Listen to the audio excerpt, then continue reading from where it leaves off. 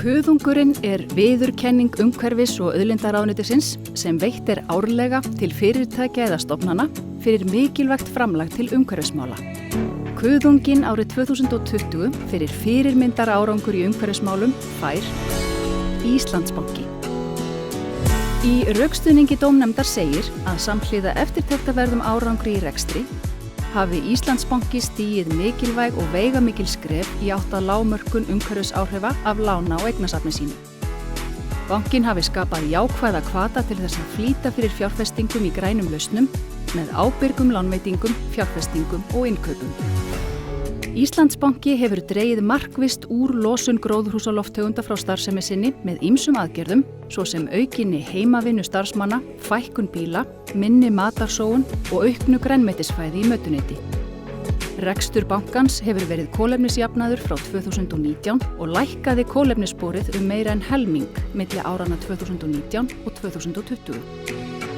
Íslandsbanki hefur einnig dregið stórlega úr pappírsnotkun og umbúðum og hætt að nota plast í gjafavörum til barna.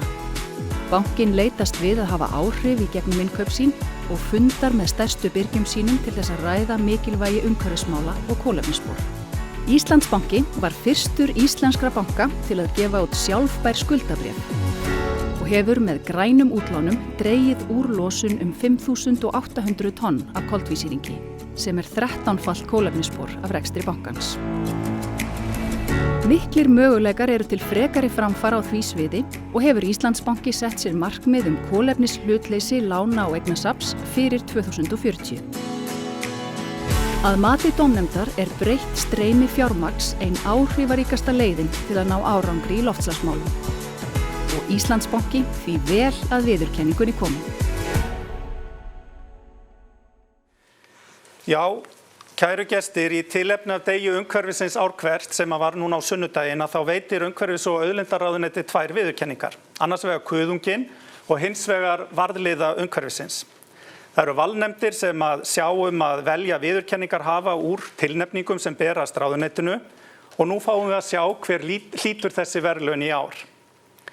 Það hefur við reyndar þegar séð á myndbandinu en Kuðungurinn, hann hannaður að þessu sinni af myndlistarmanninum Undóri Agli Jónssoni og úr kræklóttu íslensku birki og fágaðri hnotu. Þarna var svona tungubrjótur sem ég átti greinilega erfitt með.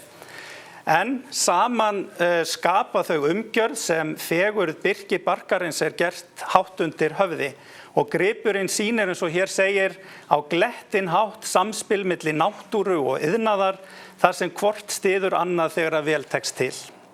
Þá fara nú hlutirnir að snúast. En mig langar að biðja Birnu Einarsdóttur, bankastjóra Íslandsbankans, að veita viðurkenningunni móttöku. Og gjörðu svo vel, Birna, við megum ekki faðmast eða neitt slíkt, en hérna þetta allt fyrir fram að þig. Takk kærlega. Já, ráðherra og kæra dómnefnd.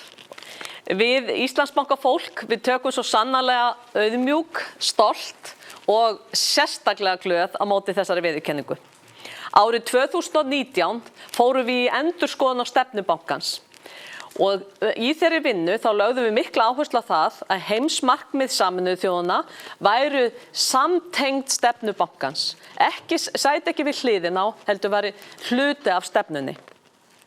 Niðurstaðan á þessari vinnu var sú að hlutverk bankans var endurskilgreint og að vera hreyfiafl til góðra verka.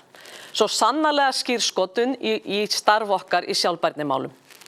Síðan þá höfum við verið að vinna að stefnum, markmiðum og verkefnalista. Og við erum bara rétt að byrja, eins og svo margir þegar talað þennan málaflokk.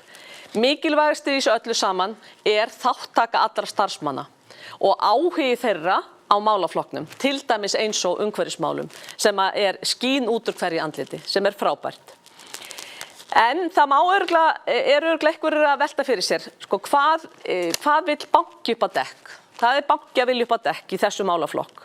Jú, við getum verið ótrúlega mikilvægt hreyfiafl þegar kemur á þessu málaflokk. Það að eiga samtal og samstarf við okkar viðskiptavini á þessari vegferð. Mjög mikilvægur þáttur í starfsemi banka þessa dagana. Líka svo mikilvægt að við höfum í huga að þessi mál verði ekki leyst eingöngu af yfirvöldum.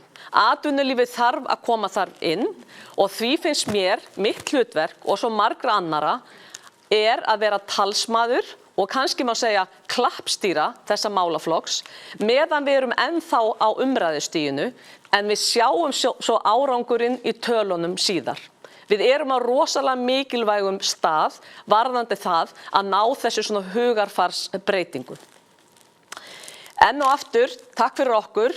Við fögnum og við kunnum það í bankanum að fagna öllum sigurum og við ætlum svo sannarlega að fagna þessum, vitandi þó að við erum bara að byrja langa vegferð.